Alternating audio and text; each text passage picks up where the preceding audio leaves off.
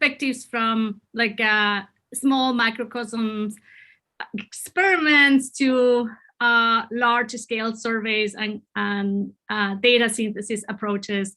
But yeah, I would like you to feel that you could interrupt me at any time during the talk to ask questions, and yeah, and do this a bit more interactive if we can. If not, it's totally fine, and you can ask me at the end, but we don't have to, given that I'm joining late, we don't have to get to the end of this. But I want to thank Paul for inviting me to give this like a talk, sharing with you part of the research that I'm doing with my lab. And I prepared a talk that is not intended for, you know, a general audience, but I imagine that people that will be joining will be more familiar with ideas behind stoichiometry. And I want to start with like some acknowledgements that before, like, yeah, because I think it is important to highlight that all the work that I'm going to present you today wouldn't be possible if not were because of my amazing network of collaborations that span like so many areas of the world, and also obviously the different funding sources that I have been very lucky to obtain. So I guess that we all agree, right, that chemical elements are the building blocks of life.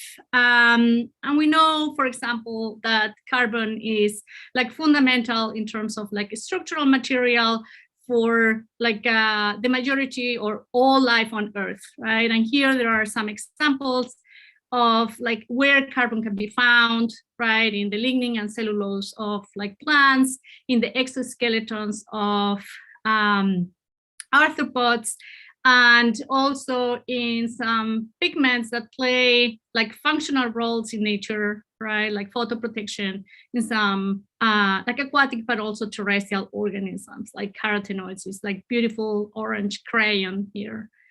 Nitrogen, for example, right, is highly present also in the proteins that form the exoskeleton of like arthropods, in the chlorophyll pigments of like primary producers, and also in some other like melanin like compounds that protect organisms from like UV radiation. And phosphorus is another of the big ones, right? That is like is dominant in the structural skeleton of vertebrates, but is also very present in DNA and in the powerhouse of our bodies, like ATP. So we know, right, it's like evidence that all living organisms, as far as we know, are composed by the same chemical elements that are here highlighted by this periodic table that you probably learned in kindergarten, right? What were the elements of life? And here they are highlighted by these like blue tones, right? With the darker the blue, the most abundant the element is in the biomass of living organisms. And this is across domains of life, right? But even when living organisms are composed by the same chemical elements, we also know, right, that they vary broadly within and among taxa.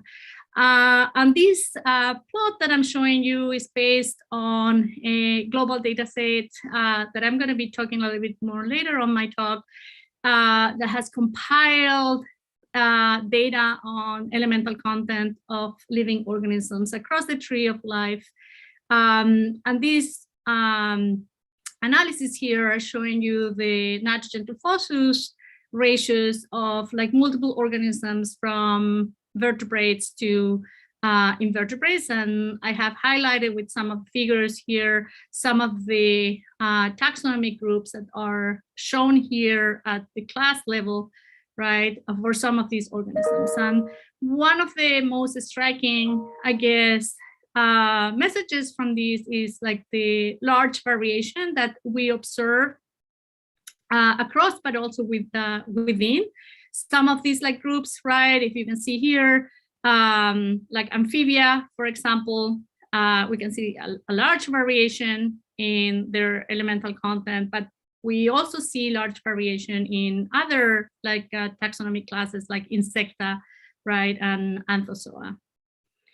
And even if we looked within certain groups like Hexapoda, for example, we see a large range of variation among different orders within groups, right? Here we see that Coleoptera, Hemiptera, and some of the groups, it's not just differences in the mean here highlighted, but it's like black dot in the middle, right? But it's also the range of like intra-specific variation that we observed in these like organisms.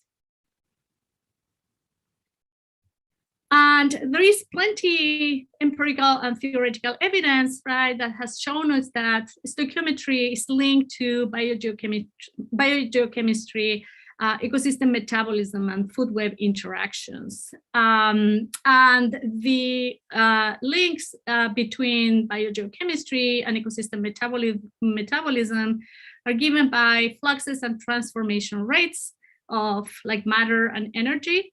The links between ecosystem metabolism and food web interactions are given by nutrient limitations, right? Traditionally, ecological stoichiometry has been focused on macro elements like carbon, nitrogen, phosphorus ratio, but that doesn't imply, right, that there aren't other elements like we have seen in like more recent studies, right, that there are elements like sodium and like others in the periodic table, right, that are like fundamental shaping ecological systems. And the links between food web interactions and biogeochemistry are given by trophic interactions according to the idea of nutrient requirements, right? That is very well established, is one assumption of stoichiometry, that the elemental content of living organisms is that reflected in their biomass. So I guess that we all agree, right, that there is enough evidence to say that the stoichiometry of living organisms shapes ecological systems from organismal to ecosystem scale and beyond. But I think that even when we have done important progress on understanding the mechanisms underlying this like variation in the stoichiometry of living organisms, the potential constraints and the consequences, there are still gaps in our knowledge in terms of like really understanding what are the main like mechanisms, right? The importance of different mechanisms on explaining that variation across the tree of life, and how potential stoichiometric constraints shape the structure and dynamics of ecological systems, in particularly, right, thinking in ecological systems in a changing world. In my lab, what we do is to tackle this question from multiple angles. Oh, sorry. Are we good? Yeah, I'm hearing a lot of echo. Okay, I think we're good. So we integrate large-scale surveys with field experiments and data synthesis approaches. And in data synthesis approaches, we take two routes. So one is to compile raw data integrating like phylogenetic trait, like related to stoichiometry, right, and climatic data. And then on the other side, we do meta-analysis in which we compiled like information, like statistical information, right, to like synthesize. And like our main idea, right, is to find like generalities and try to understand what may explain context dependence in some of the responses.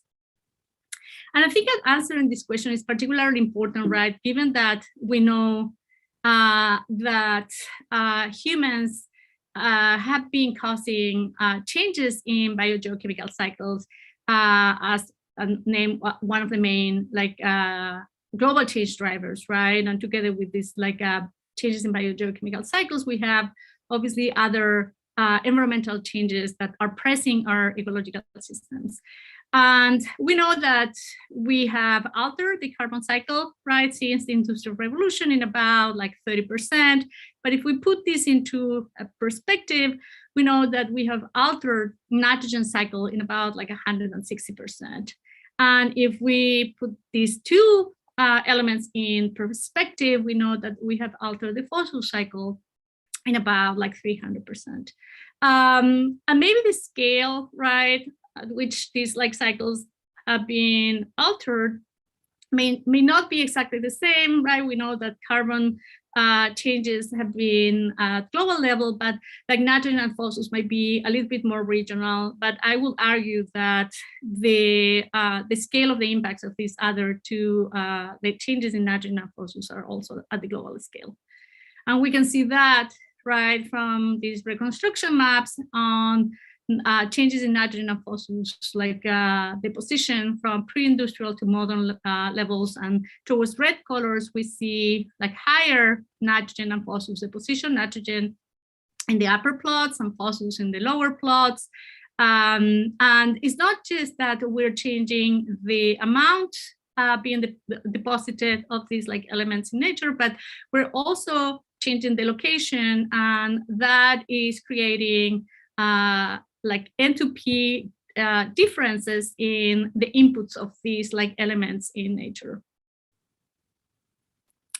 And these like changes in the balances of these like elements can obviously propagate through food webs, creating elemental imbalances between demand and supply, right? Which is the base of ecological stoichiometry, in which if we change the availability of resources, right, which interacts with like consumers, these consumers are not able to meet their demands for nutrients, that can impose constraints over consumer growth and a series of other like ecological responses from organismal to ecosystem level. But organisms can respond to like changing environmental conditions, including changes in biogeochemical cycles in at least 3 different ways, right? If we have this hypothetical community, the initial state is that we have 3 different species, these like circles, rectangles, and stars, and the shading of the gray represents different like phenotypes and probably like genotypes, right? Like organisms can respond to like changes in the environment through like phenotypic plasticity. And this is like evidence here in this diagram with like the change in the shading of the gray colors, right? But the limits to phenotypic plasticity are unknown. And if the changes in the environment go beyond these like thresholds, right, in which organisms can respond, like via plastic displays in the environment, then other processes play a major role on shaping ecological communities. And that's what happened right in the next step here in C, where we see that, for example, species rectangle like was maladapted to the environment and probably exceeded the plastic responses that could display to changes in the environment and went extinct. But species that may be better adapted or more plastic to changes in the environment may thrive, and that's the case with the stars here, right, in which they increase in abundance. And this is species sorting, right? So most of the experiments that we do in my lab cannot tackle the question about like adaptation and natural selection because they are normally done in shorter periods of time, but we are focusing on phenotypic plasticity and species sorting as mechanisms by which ecological communities respond to like changes in biogeochemical cycles. And to do that, we have been using natural microcosms, which is, in our case, we use tank bromeliads, which are detritus-based ecosystems. They are distributed along the neotropical area. What they do is that they form these like tanks, and they accumulate water that create habitat for a large diversity of invertebrate and vertebrate organisms.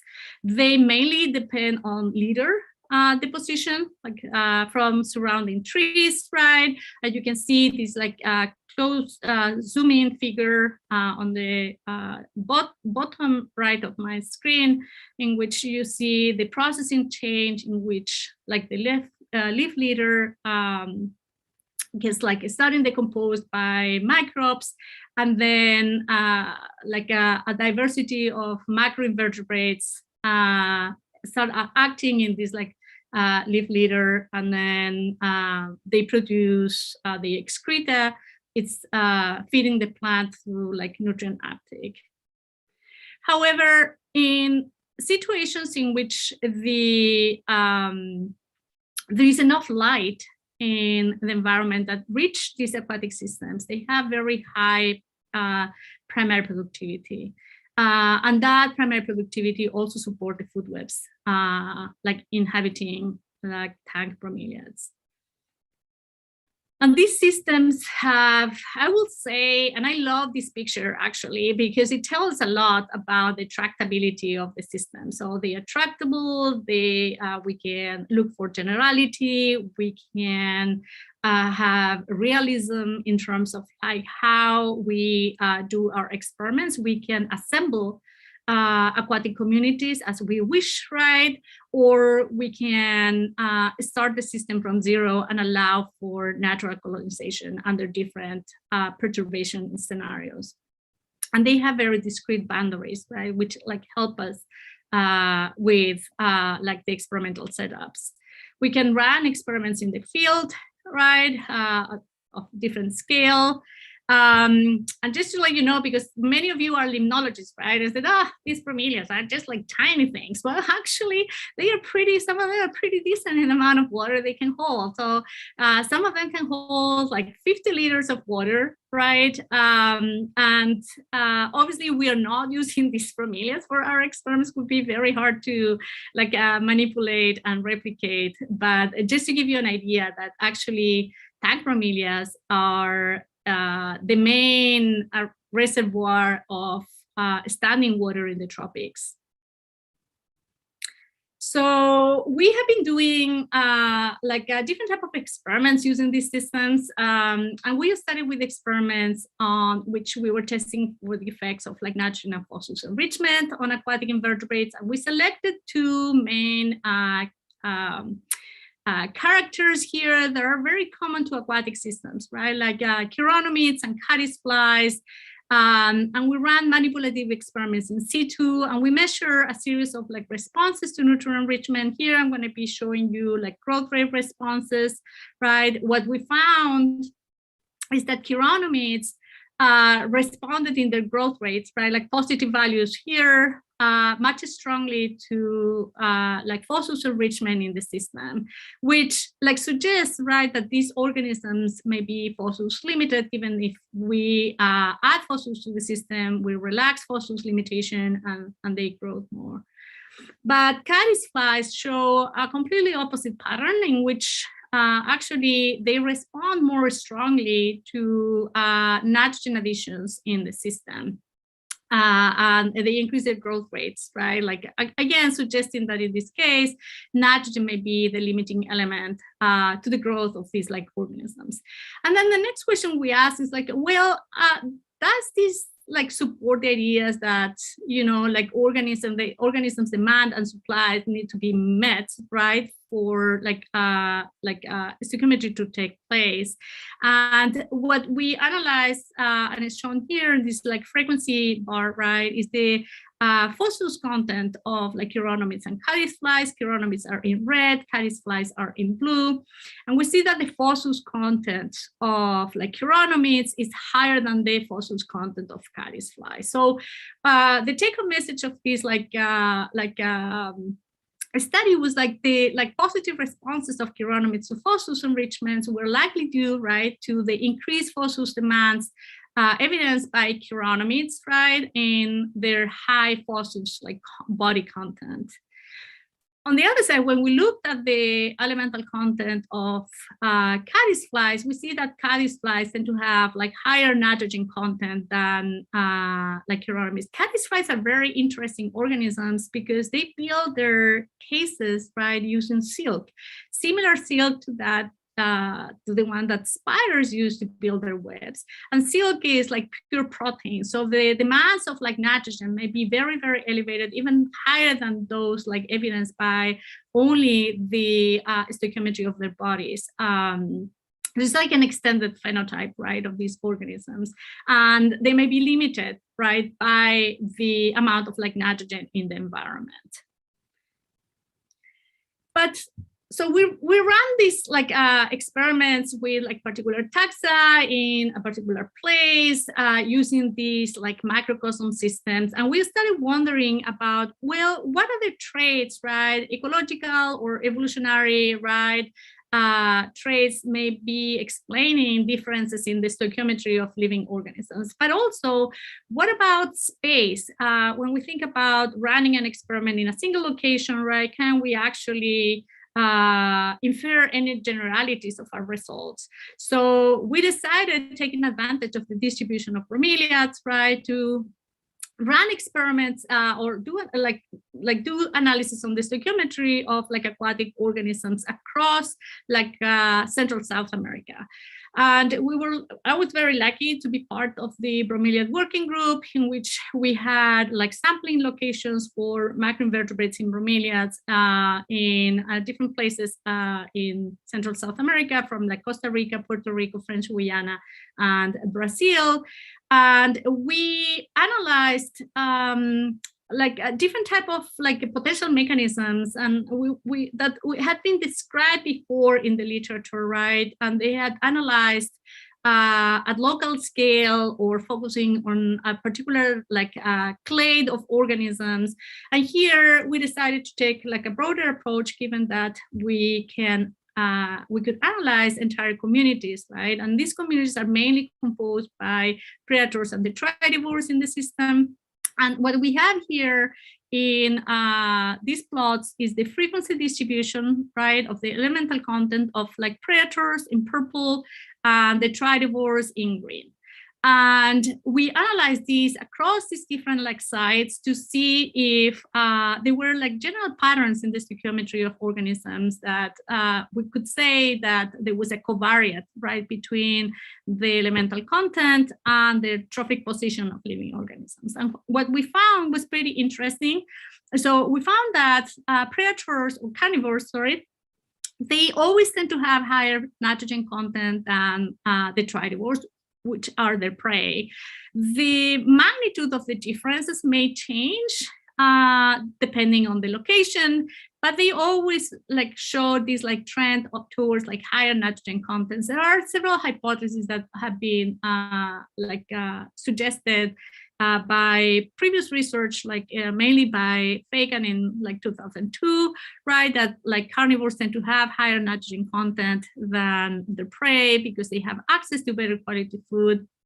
And then they can build their bodies with like a higher quality material. And then herbivores or detritivores that they may prey on lower quality food, they just have to build their bodies. They have constraints, right, on how they can build their bodies. It's very hard to like test, and I don't think that anyone has like directly tested this hypothesis, but the data that we obtained from this study kind of like supported this like idea, this like general pattern in like higher nitrogen content in carnivores compared to like their potential prey. With fossils, the story was a little bit different. And unfortunately for fossils here, we could only sample 2 locations out of the 5 that we sampled for nitrogen. And what we found is like fossils is much more variable, right? So there is a site that is here, that is in Brazil, in which predators have much lower actually fossils content than the detritivores, and then this other side that is Costa Rica on the right side of the plot. Actually, they don't look different at all. So it's interesting to see, right, like how like different elements behave in different manners. Like fossils may be more associated to like physiological like traits, and we think that like nitrogen, like nitrogen in invertebrates at least, right? It's very associated to muscle and structural material in terms of their like exoskeletons. The other thing that we test, and it was very interesting for us, was test like evolutionary, the importance of evolution in stoichiometric traits. And we test for phylogenetic signal at different scales, like local and regional scale. Local by testing phylogenetic signal and stoichiometric traits on each one of the locations where we sample. And phylogenetic signal, the regional scale is like all the locations together, right? And we tested not just for nitrogen and phosphorus, but also for the ratios of these like elements. And what we found that there was a signal of like phylogenetic, there was phylogenetic signal on the elemental content traits at regional, but not at local scale, which was very interesting because what it tells is that the regional pool species tend to be more similar in their stoichiometry. However, in local communities, then they tend to diverge. And this may be, you know, like this divergence in their niches aligns with like general ecological theory, right? That they may try to avoid competition for resources if they become very, very different from each other in their like stoichiometry. We also found that the phylogenetic signal was preferentially at low taxonomic scales, like species level and not high taxonomic scales, meaning that these both like nitrogen and phosphorus may be very labile traits, right? And they are evolving like very fast and not being, and they are only conserved at higher like taxonomic levels. One of the limitations of our study, however, and I guess that applies to many other studies, is that there was no phylogenetic tree, molecular phylogenetic tree for the species that we were working on. So we had to be creative in the ways how we were testing for phylogenetic signal, like doing composite trees, right? But the ideal situation would be, in fact, right, like reconstruct phylogenetic like trees and test properly for the presence of phylogenetic signal in like a multitude of like elemental traits. I think that is very, very exciting, an exciting area of like research that is still like open. So I told you in the beginning, right, that like we are using these like microcosm systems, and we started studying like with a small pool of species and very particular responses in their stoichiometry. And the idea was to expand from there, thinking, well, communities, right, are composed by multiple species that are interacting together, and some of them, given the evidence, may be responding to changes in biogeochemical cycles, right, in a very strong manner, while others may be less strong, right, in their responses. But all of this like diversity of responses may influence, right, different type of like emergent properties in communities, which is species richness, abundance, biomass, species composition, but also like the stoichiometry of these like organisms. And the next story that I'm going to tell you is going to be focused on responses at species richness, abundance, and biomass. And this was a meta-analysis that we published like recently with one of my grad students, like Mark, or two of my grad students. Mark Nessel is the lead author, and Tess Konovich is another like grad student in my lab who is a co-author, and our collaborator from Brazil, Gustavo Romero. Unfortunately, the disclaimer here is that we don't have any stoichiometry data like to link to these like responses to nitrogen and phosphorus enrichment, but the story is about responses at the level of these emergent properties in communities like related to diversity and abundance. So the meta-analysis was composed by 207 studies and 16, almost like 1,700 case studies from those, and was across aquatic and terrestrial, like invertebrates. Here, the map is showing you the distribution of the like study sites. In brown, we have terrestrial, and in blue, we have aquatic. And what we found, and this is the typical like forest plot, right, in a meta-analysis in which we have in an x-axis, like the effect size, we have a 0, and this like dashed line that indicates not significant effects. Everything that is like towards the negative side means like that there are reductions in the responses, and towards positive side means that are increases in the responses. And I'm breaking this by different type of like community metrics. And we also have here the treatment, which like additions of nitrogen and phosphorus, and additions of phosphorus. And the numbers that you see on the left side are the number of case studies per each one of the responses. So what we found overall is that there were significant decreases in aquatic and terrestrial invertebrate abundance with nutrient enrichment. You can see here, right, that there was decrease in the abundance of aquatic and terrestrial invertebrates under like phosphorus and nitrogen and phosphorus additions, and in some cases like nitrogen additions too. One thing that was very interesting to find, right, and we were not expecting in our predictions, is this like negative response of aquatic invertebrates, right, abundance to phosphorus enrichment.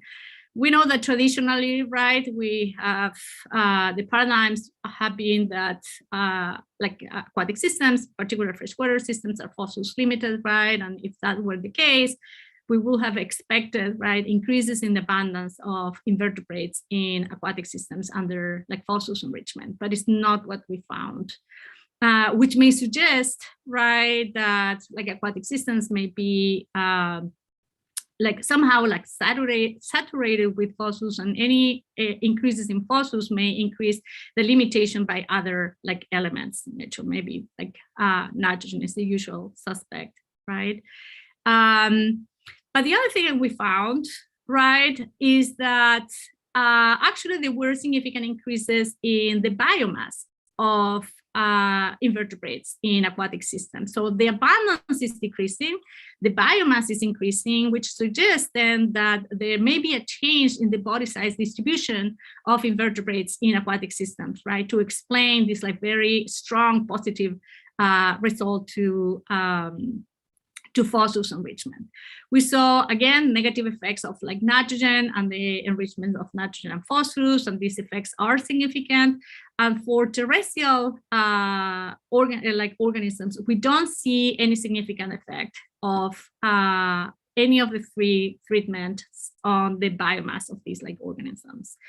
And similar happens with diversity, which was basically species richness, right? We see that there is no significant effect. All intervals of confidence here are crossing 0. And some of the effect, and all of these effects were very, very robust. So one of the things at this time we couldn't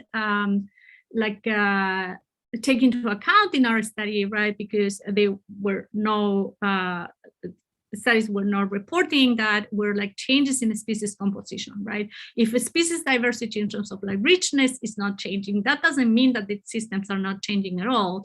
It may mean that there is a turnover of the species, right? Those that may be more prompt to be successful under like enrichment, different enrichment scenarios, but that is something that we couldn't disentangle from our results.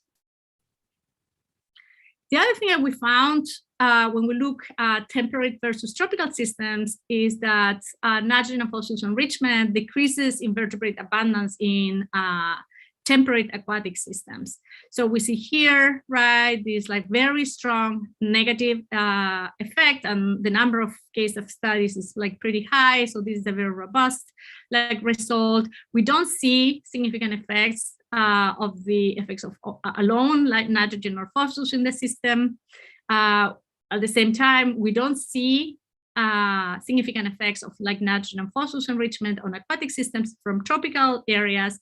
And there was not enough data like to test for the effects of nitrogen and phosphorus alone on those like systems.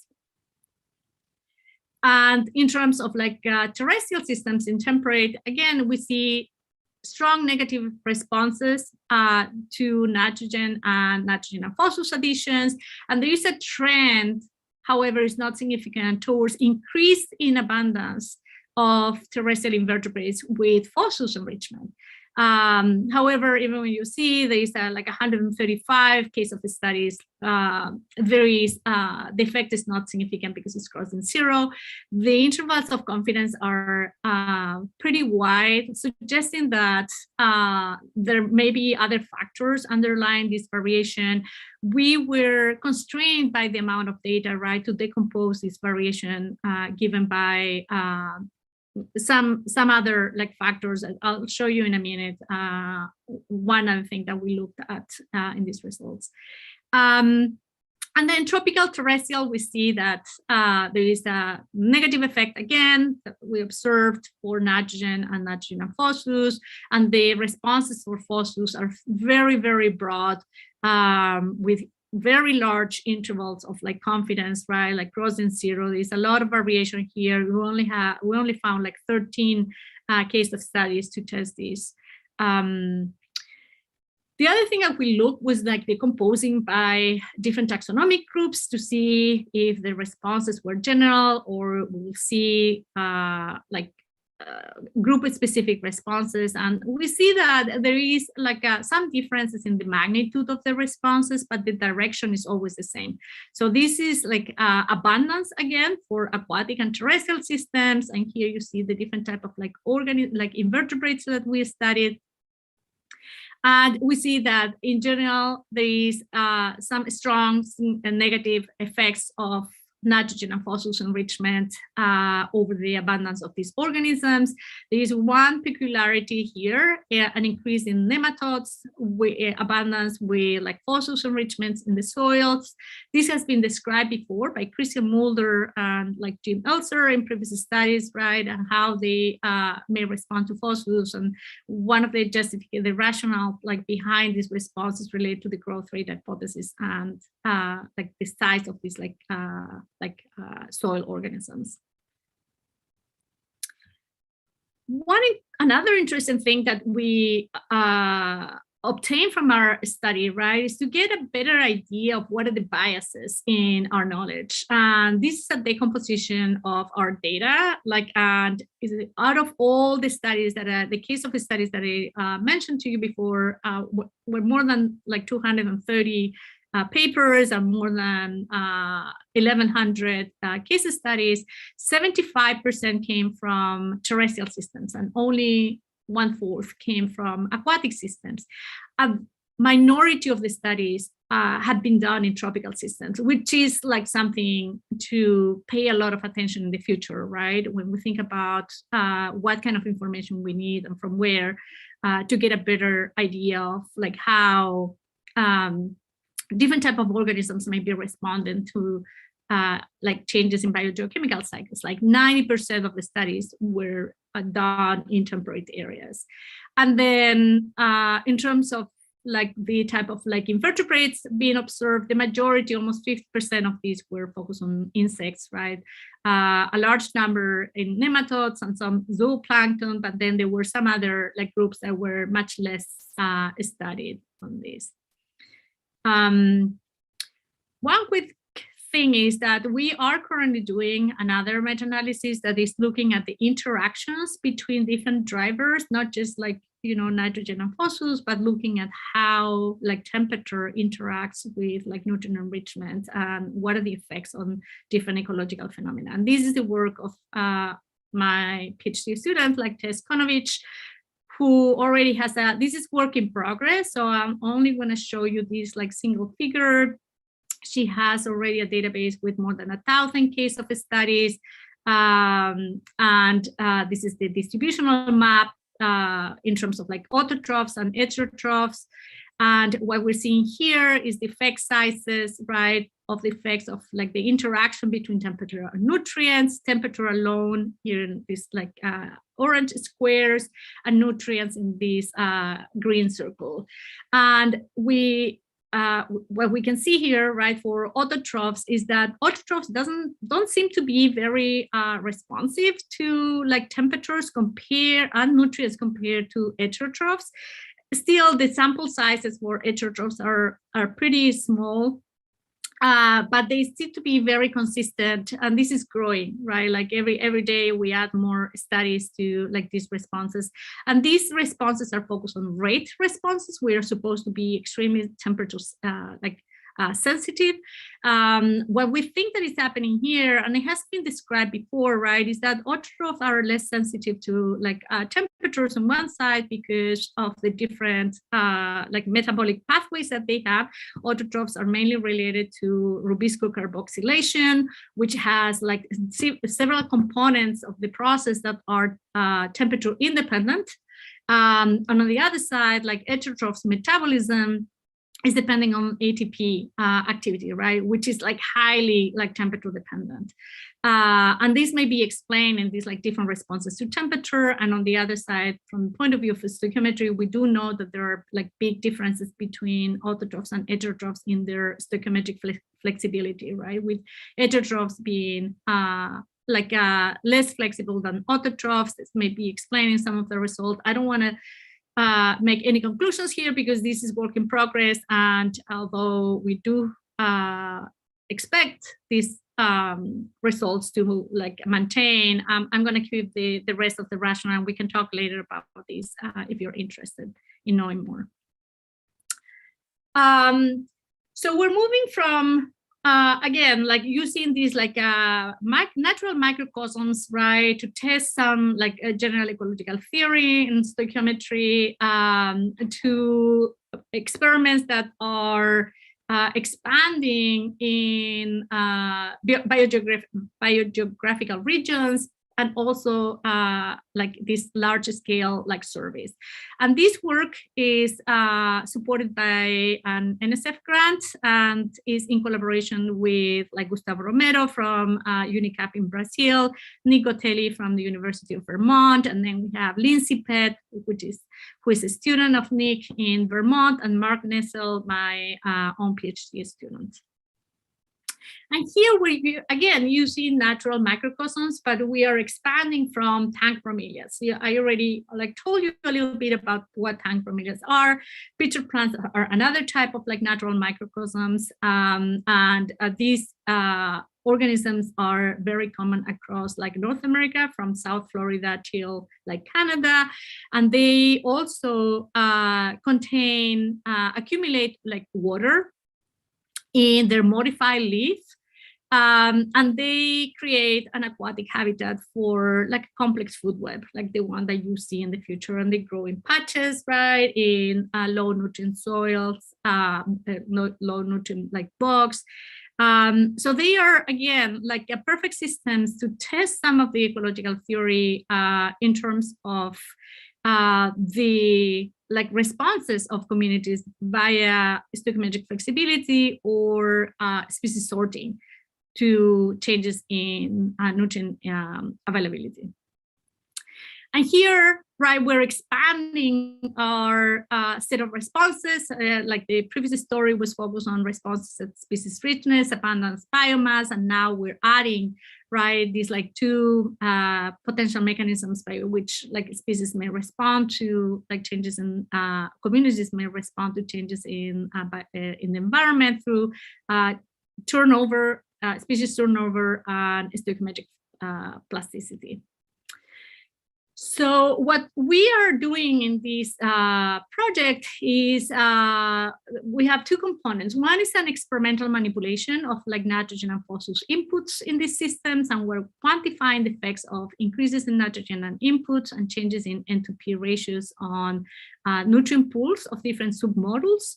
And by submodels, I mean the microbial biomass, the plant tissue, the macroinvertebrates, the fluids inside the systems, etc. And we ran parallel experiments in North America and in Brazil, in the tropics.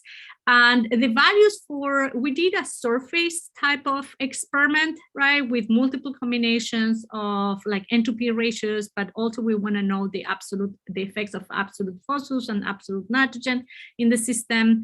And the values for these nitrogen and phosphorus additions to the systems are bracketing those current and predicted values of nitrogen and phosphorus deposition for temperate areas and for the tropics. So the values are different because it depends on what is going to be the reality on the tropics versus the versus temperate areas. And again, what we're doing here, and we don't have like any results yet, unfortunately to share with you today, is that we're testing, we're disentangling the effects of like elemental plasticity versus like species sorting as mechanisms allowing communities to respond to changes in biogeochemical cycles. And what we did basically, right, is like a press experiment with nutrient addition in the systems, and then we collected like all type of like different organisms present in each one of our treatments. And just to give you an idea, we have after a few months running the experiment, we collected data on like morphological measurements, well, before and after, the biomass of different type of like organisms. We did elemental analysis, right, of different components of the system. We took measurements of diversity and also like some geoclimatic like features. And again, we ran the same experiment, right, replicating as much as we could the experiment that we ran in the temperate area, but under like the conditions that are present in the tropics. The second part of this study is analyzing the biogeography of ecosystem structure and function along gradients of like nitrogen and phosphorus deposition. And here we want to understand whether ecosystem structure, stoichiometry and function changes across like these gradients. And here we have two maps. The maps at the top are showing the sampling sites. Were like 28 sampling sites across North America. You see here from Florida all the way till like the border with like Canada. And here you have the scale of the gradient for like nitrogen deposition. And on the other side, you have the scale of the gradient for like phosphorus deposition. And we did like something similar with less number of sites because bromeliads are like significantly larger than pitcher plants. So we only sample 10 sites in like Brazil across these like gradients of like nutrients. And some preliminary results that I can share with you today here, again, is the map with our like sampling locations and the gradient in terms of like nitrogen to phosphorus deposition from 13 to 105. And what we are observing, right, is like the first, like the pitcher plant tissue phosphorus content is significantly responding to like phosphorus deposition. With increased phosphorus deposition, that translate in increased phosphorus content in the leaves of like these plants.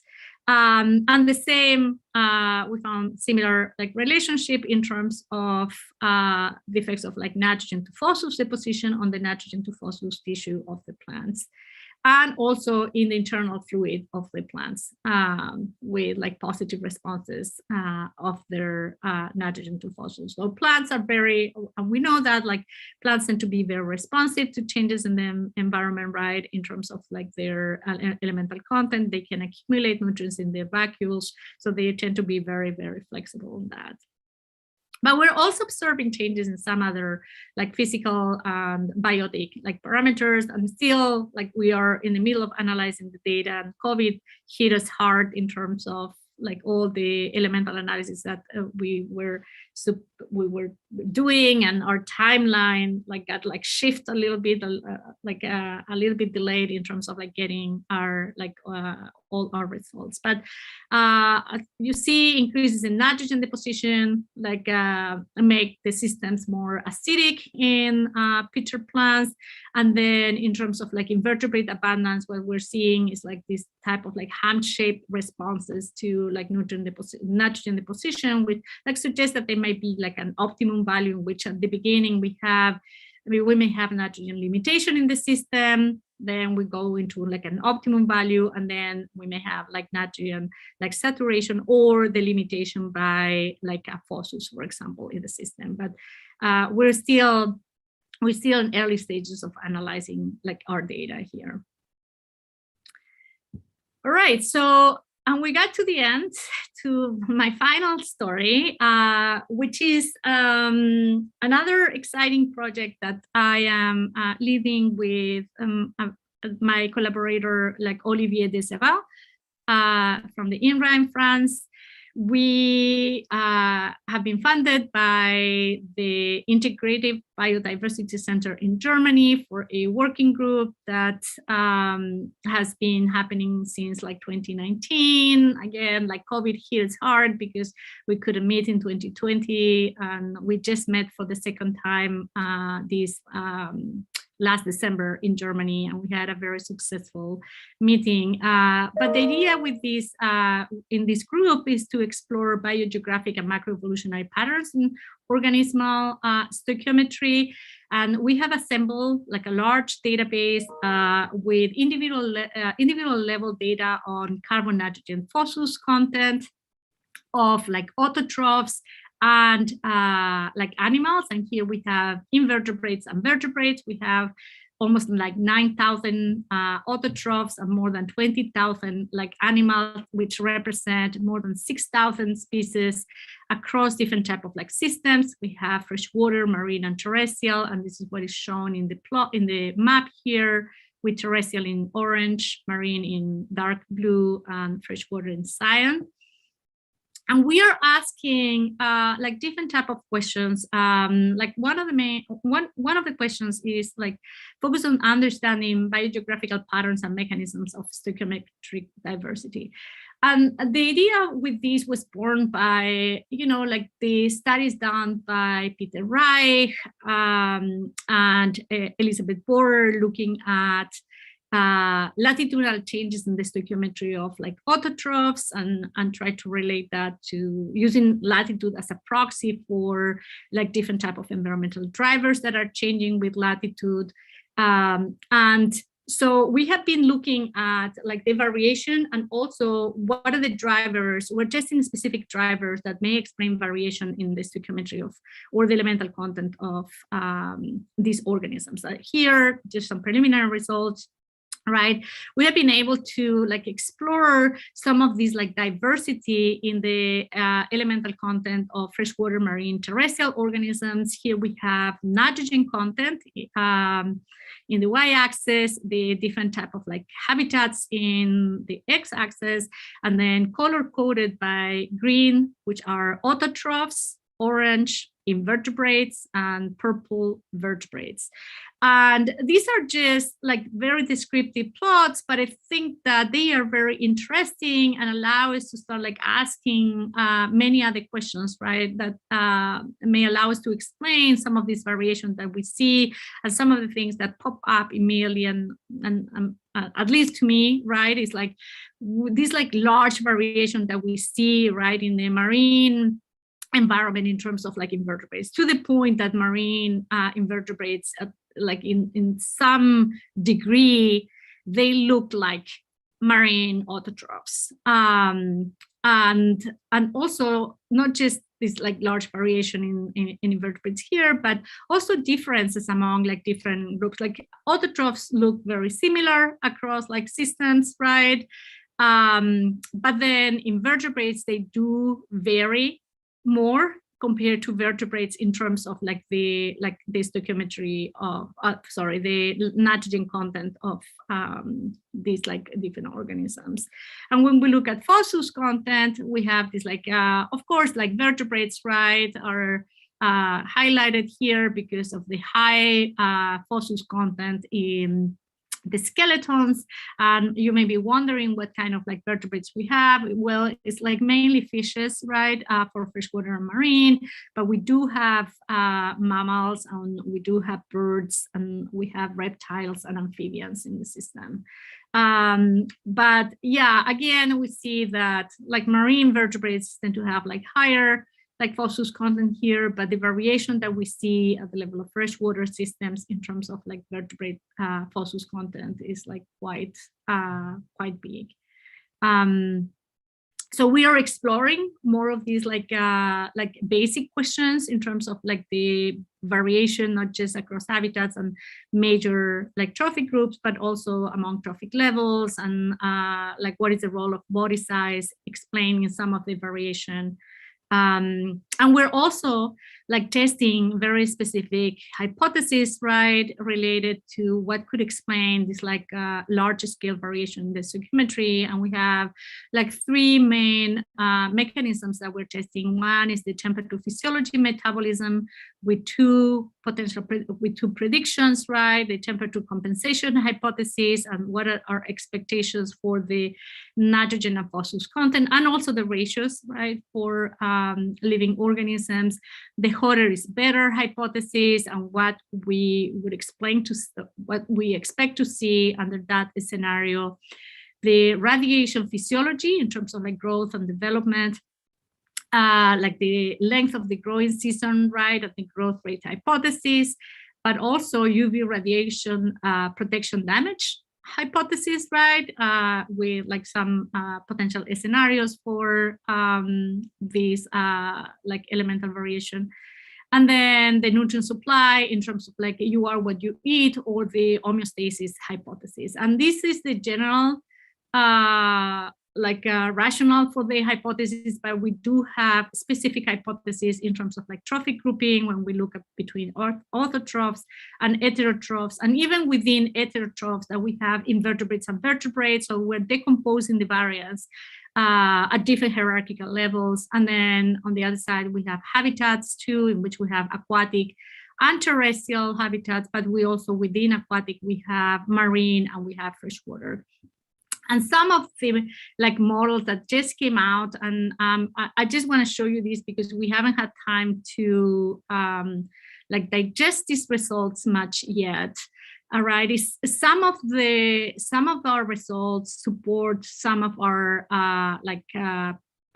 hypotheses, and here what we have is we have aquatic autotrophs, aquatic heterotrophs in the second column, terrestrial autotrophs and terrestrial heterotrophs, and this is the responses of nitrogen content to temperature directly and radiation for all of them. We're also obviously testing nutrients, but just for the sake of like time and like number of plots, I'm just like constraining these like results. You see that in some cases, nor temperature or radiation have any effect on the nitrogen content of like autotrophs or heterotrophs. And in some other situations, we do see very strong and highly significant effects of temperature, right, over like the nitrogen content. And like we do have like this is the like supporting the cold adaptation like type of hypothesis here. What we have is these like two peaks in terms of like the extremes are causing increases in like nitrogen, which is related probably like to in terms of like heterotrophs is like two things like muscle, but also like exoskeleton presence, because here we have both together, invertebrates and vertebrates in the system. When we look at fossils, we see that fossils are a little bit more responsive to some of like these drivers, right? with, again, very similar pattern that we observe, like for like temperature effects on nitrogen. We see the same pattern, temperature effects on phosphorus, right? With these like increases in phosphorus and nitrogen towards like high, low temperatures, right? And we do see some other like hand-shaped responses, in like suggesting some optimums in terms of like temperature for some of these changing the like the pools of these like elements in the biomass of like organisms. This is still like these are very early results, and we are just starting to analyze in light of our hypotheses and predictions. But we are very, very excited that it took us a long time to get here, and I'm happy to share all my like thoughts about how the process was like compiling the information, and not just the stoichiometry information, but also the climatic information to test this hypothesis. And finally, like the other like question that we're interested in addressing or like goal is we want to look at these ecological and evolutionary constraints that underlie this stoichiometric niche of living organisms, and taking advantage of this database. And this idea was born from like a paper that Olivia and I published with co-authors a few years back, in which we suggested this approach of the multidimensional stoichiometric niche, like evaluating the niche of organisms from their elemental phenotype, right? Some of these ideas have been developed by like other people before, like Jose Peñuelas he has been publishing on the biogeochemical niche, focusing on plants, but our like paper with Olivier extended from like plants to think about, well, you know, like it's always hard to decide what traits we use to analyze the niche of different species, how many axes, how many dimensions, and how do we homogenize or standardize these like traits across organisms, right? That can be hardly compared, like plants against animals or like microbes, right? But elemental traits give us that benefit, right? That it can be used as a common currency to reconstruct the niches. And we know that the elemental phenotype, right, like shapes the ecology of like living organisms. So like the idea is also to test for like this like evolutionary like a signal in terms of like testing for niche conservatism or niche conversions across like clades of different organisms that we have, like invertebrates and vertebrates, but also the effects of like habitats over the habitat in which organisms evolved, right, to shape their like stoichiometry. And we have been doing some like preliminary analysis, and this is like my last slide before this summary, in which we are characterizing, right, like this stoichiometric niche. Of course, we're only characterizing based on 3 elements, and the ideal situation will be to characterize these niches based on the suite of elements that compose the like living biomass. But we don't have that data at hand. I think that is an exciting area of research that is like little by little being like expanding, right? Like having like the equipments that allow you to characterize an individual organism by the suite of elements that are composing its biomass. But the idea here, right, is that you can have these multidimensional approaches, no matter how many elemental traits you have. Obviously here we are, you know, like collapsing the dimensions to show you these like 3 dimensions here for carbon, nitrogen, and phosphorus, but we can estimate the stoichiometric niche volume, the shape, the level of overlap, depending on the questions that we may have. And we're interested in questions related to evolution and ecology. And here is just like the 3-dimensional diagram of what you're seeing in a bidimensional like picture here, right? And these are different vertebrates. Like we have like fishes, like reptilia, amphibia, and mammalia in like these different colors, and we can identify the location, the size, right, of their niches, the degree of overlap, and see if there are, you know, like what is the role of evolutionary history shaping like these like niche features. And with that, we get to the summary in which, okay, we know that there is a diversity of ecological and evolutionary drivers shaping the elemental content of living organisms, but there is still like a lot to understand regarding what is the role of like biogeography on like those like drivers, right? We know that studies done at local scales may be giving us very different results when we put this into like a larger scale perspective, and also expanding from studies in particular clades to actually more like complete assemblages of species. We know that the responses of invertebrates to nutrient enrichment seem to be mediated by differences in their elemental composition of such invertebrates, but we actually are not we haven't been very good at disentangle the mechanisms, right? In terms of like stoichiometric plasticity versus like species sorting. But even though, right, in like some systems that allow you to test for adaptation, what is the relative importance of each one of these? Like, what are the limits of stoichiometric plasticity and when species sorting starts like acting, right? I think that we have also learned from our data synthesis approaches that there are large biases in our knowledge and understanding of the effects of nutrient enrichment in terrestrial and aquatic communities, right? We know that there is very little done in aquatic and tropical systems compared to temperate terrestrial systems. And that is something that we should be thinking in a near future, how to fill those knowledge gaps. And finally, this is more than a thought from my side, right? That I think that the integration of experiment surveys and data synthesis approaches can truly help us uncover like mechanisms underlying the stoichiometry of life. I know that Jess, like Corman, right, is like, she has this like big grant looking at like similar questions that we're looking in aquatic systems, taking these like very broad approaches to uncover like some generalities, right, in the stoichiometry of life.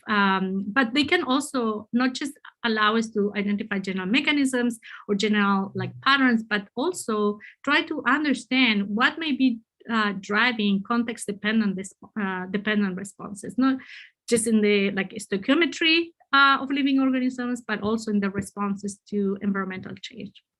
And with that, I just want to thank again the amazing group of collaborators that I have, and also like our like data contributors of this like big like database like project that we have funded by IT. And with that, if I have time for questions, I'll be happy to answer any questions. Thank you.